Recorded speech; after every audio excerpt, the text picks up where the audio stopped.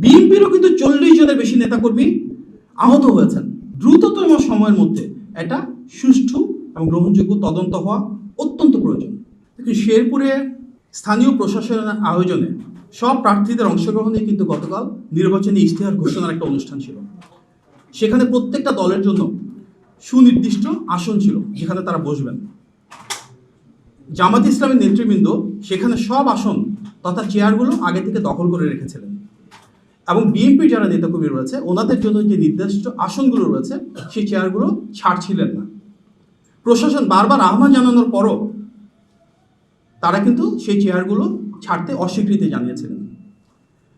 চেয়ারে বসার মতন খুব তুচ্ছ একটা ঘটনাকে কেন্দ্র করে শেরপুরে যে সহিংসতা এবং সংঘাত আমরা দেখেছি সেটি কোনোভাবেই কাম্য নয়। গণ অভ্যুত্থানের পর আমাদের সবার প্রত্যাশা ছিল এমন একটি নির্বাচন যেখানে পরিবেশ হবে উৎসবমুখর, যেখানে সবাই আন্তরিকতা নিয়ে এগিয়ে আসবেন, কোনো সংঘাত থাকবে না। সবচেয়ে বড় রাজনৈতিক দল হিসেবে এবং দেশের প্রায় সবারই বিশ্বাস অনুযায়ী একটি অবাধ, সুষ্ঠু এবং গ্রহণযোগ্য নির্বাচন হলে ইনশাআল্লাহ বিএনপি বিজয়ী হয়ে রাষ্ট্র পরিচালনার দায়িত্বে আসবে। সুতরাং আমাদের একটি বড় লক্ষ্য হলো এই নির্বাচন যেন বিতর্কমুক্ত থাকে, এই নির্বাচন যেন শান্তিপূর্ণ হয় এবং এই নির্বাচনকে ঘিরে কেউ যেন কোনো সংঘাতময় পরিস্থিতি তৈরি করতে না পারে।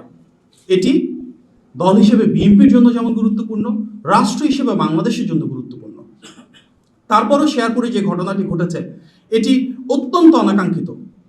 কিভাবে সংঘাত শুরু হলো, কারা সেখানে মদদ দিয়েছে, আইন শৃঙ্খলা বাহিনী, প্রশাসন কেন পরিস্থিতি স্থিতিশীল রাখতে পারল না, এসব বিষয় নিয়ে স্বাভাবিকভাবেই জনমনে প্রশ্ন জাগছে। আমরা সামাজিক যোগাযোগ মাধ্যমে বেশ কিছু ভিডিও দেখেছি যেখানে দেখা যাচ্ছে জামাতের যিনি প্রার্থী রয়েছেন তিনি বারবার পুলিশ, প্রশাসন, আইন শৃঙ্খলা বাহিনী, সেনাবাহিনী, এমনকি বিএনপির যারা সিনিয়র নেতৃবৃন্দ রয়েছেন ওনারা হাত জোর করে অনুরোধ করছিলেন যে সংঘর্ষ এড়ানোর জন্য যেন তিনি বিকল্প রাস্তা দিয়ে যান। তারপরও সেই প্রার্থী ঠিক ওই রাস্তা দিয়ে যাওয়ার সিদ্ধান্ত নিয়েছেন এবং তিনি বারবার বলছিলেন জীবন যায় যাক। এই সংঘাতকে এড়ানো যেত না?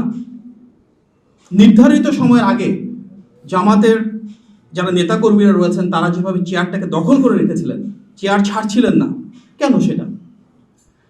তারা কেন সেখানে আমরা দেখতে পেয়েছি, শুনতে পেয়েছি আগে থেকে লাঠিসোঁটা জোগাড় করে রেখেছিলেন?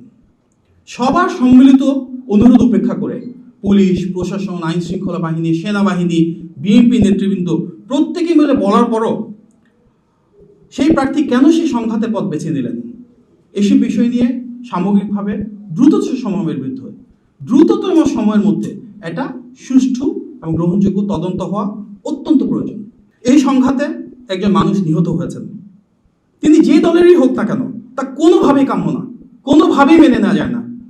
বিএনপিরও কিন্তু 40 জনের বেশি নেতাকর্মী আহত হয়েছেন, তার মাঝে অনেকেই খুব সংকটাপন্ন অবস্থায়, আশঙ্কাজনক অবস্থায় হাসপাতালে ভর্তি রয়েছেন।